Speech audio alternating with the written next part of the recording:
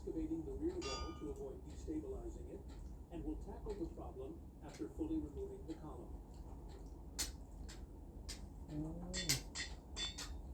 Hindi pala kumbato. Tapos yung naputol na ang paa na kwete. Sa custom daw yun.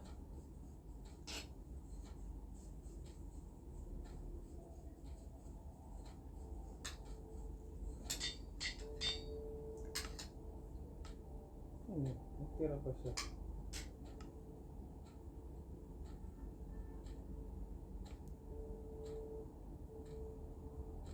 Kaya guguho yan.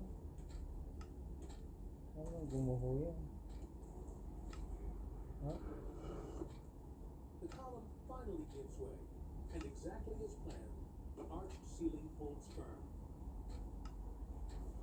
Following his recycling ethos, part of the column is shaped into a small table for the garden. But half a ton of rock is far beyond what one man could move by force. Sila mag-isa gumagawa niya. So he decides to use some saved cylinders to move it outside. Sila mag-isa.